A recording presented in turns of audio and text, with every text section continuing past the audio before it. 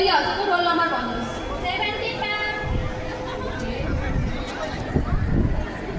ल भन्नुहोस्, what is photophobia? Photophobia भनेको म्याम एकैछिन म्याम म भन्छु ल। ओके फोटोफोबिया भनेको म्याम कसैको फोटो हेरेर डराउनु इज म्याम म एउटा एक्जाम्पल दिउँ। देऊ म्याम म मेरो साथीको फोटो हेर्छु भने मलाई एकदमै डर लाग्छ। यस्तो डर लाग्छ फोटो खिच्छ कि के म्याम मलाई फोटोफोबिया छ। फोटोफोबिया छैन नानी, फोटोफोबिया भनेको लाइटसँग डराउनु हो। हस् थ्याङ्क यू म्याम मलाई फोटोफोबिया छैन। माइक नजिक भयो नि। करेक्ट एन्सर दिएँ नि। तिमीले एटलिस्ट ट्राई त गर्नु त। Thank you ma'am. The next sound stop. Good morning ma'am. अनि बाहिर जाँदा हजुर म्याम। आवाज पहिला रोल नम्बर 22 म्याम। ल ठिक छ, यो लेग बोन आइडेन्टिफाई गरेर यसको नाम भन्नुहोस् त। यो लेग बोन हेरेर कसरी आइडेन्टिफाई गर्नु म्याम? यसको नाम चाहिँ कसरी भन्नु म्याम? अनि तिम्रो नाम भन मलाई। एक सेकेन्ड म्याम। म्याम रश्मिसा। म्याम तपाईँले नै भन्नुभएको कि आफ्नो लेग बोन हेरेर आफ्नो नाम भन्नु त ma'am.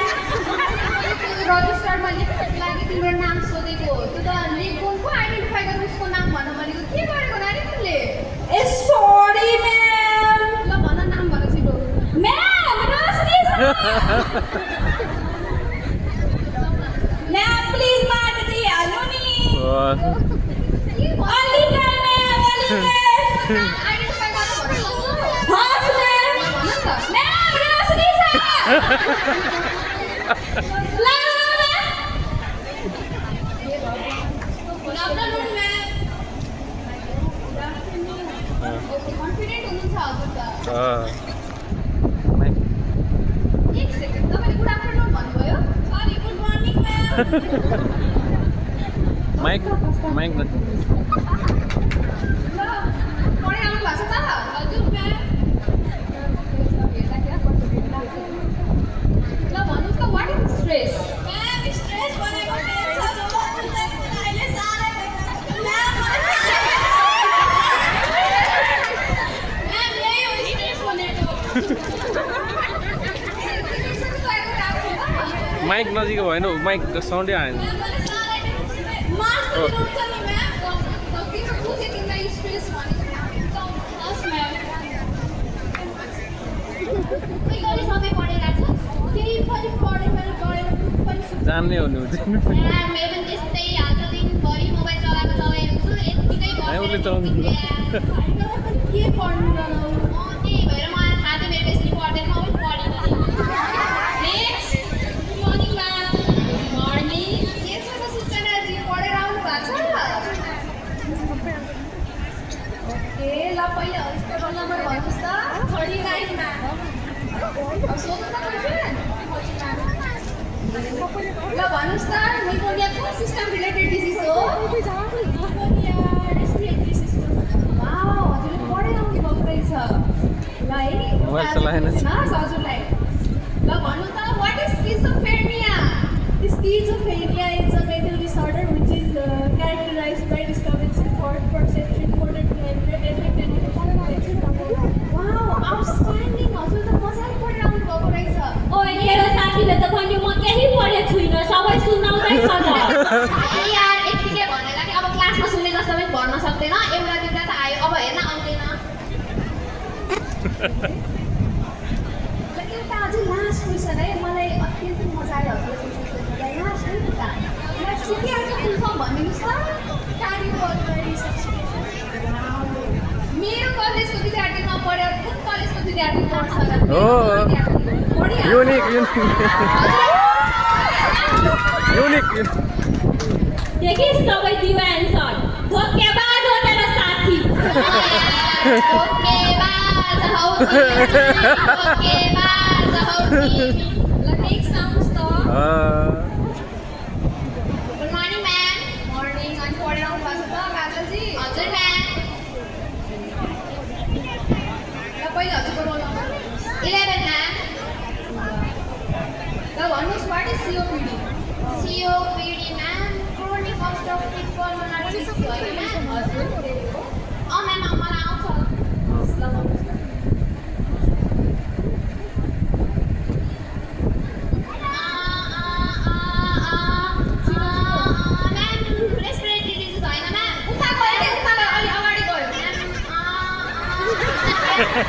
Ma'am 5 chapter ma'am 56 page number ma'am आउँछ के एकछिनमा कन्टेन्ट हेरिएर पेज नम्बर छिटो मैम आउँछ के एकछिन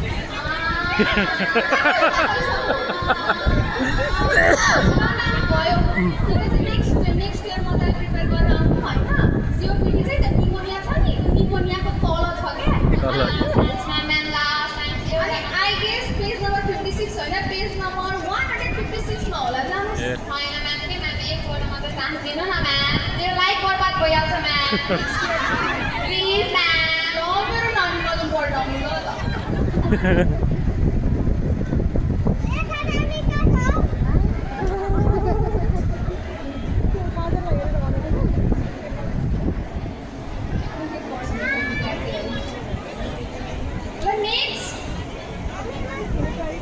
गुड मर्निङ म्याम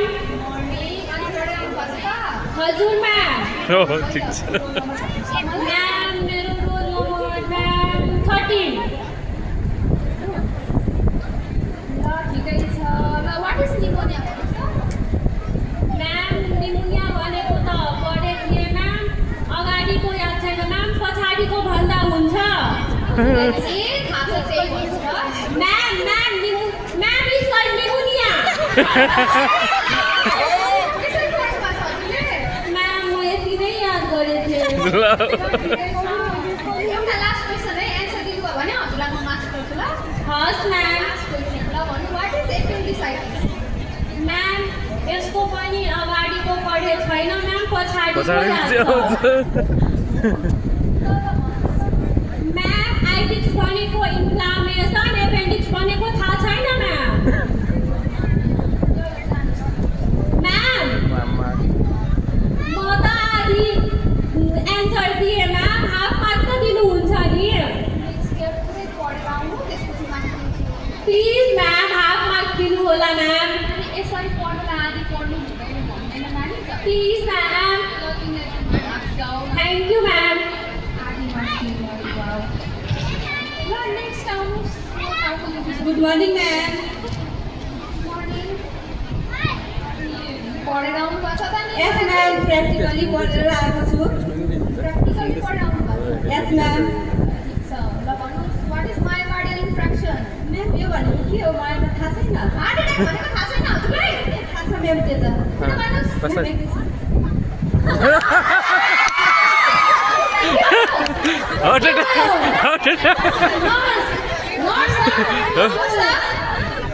नर्स हेर्नुहोस् न के भयो मलाई हट एट्याकमा त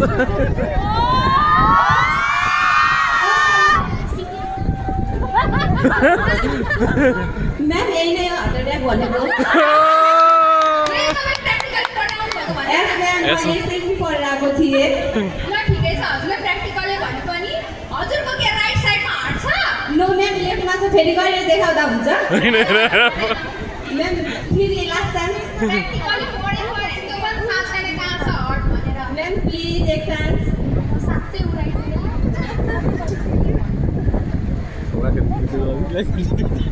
म्याम दादा मार्क्स त दिनुहुन्छ प्र्याक्टिकल पढेर पनि आउँदैन ल उनी ल नेक्स्ट आउनुहोस् ल जय श्रीराम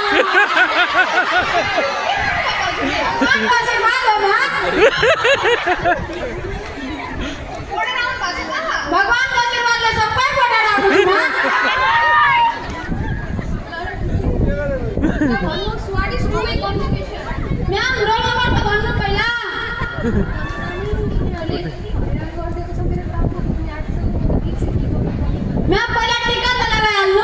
भगवान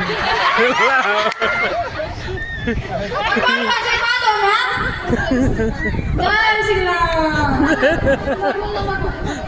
रोल नंबर 36 हो मैम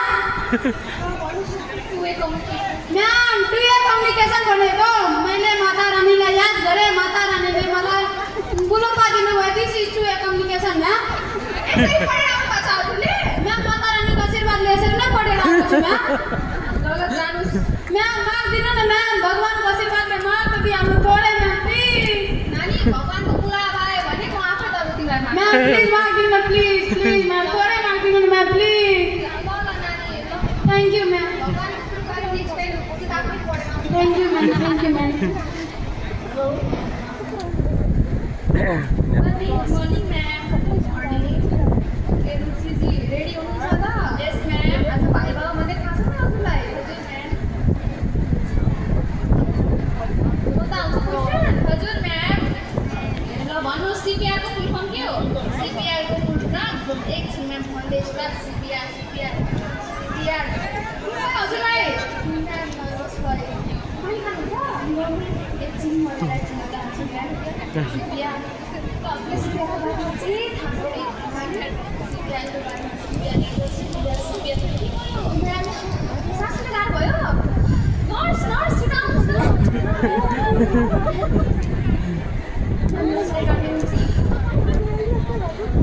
ए म्याम मेरा त अक्सिजन जोड्नुपर्छ है नर्स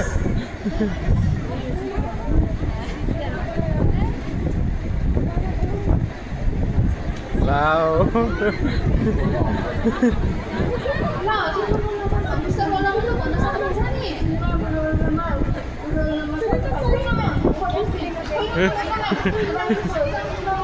जाउँ न त्यसो गरेर के उसलाई समस्या छ कि म्याम मेलाई त यही हस्पिटलमा भर्ना गरिदिनु न अहिले ल एडमिट गरिदिन्छु ल म्याम लानु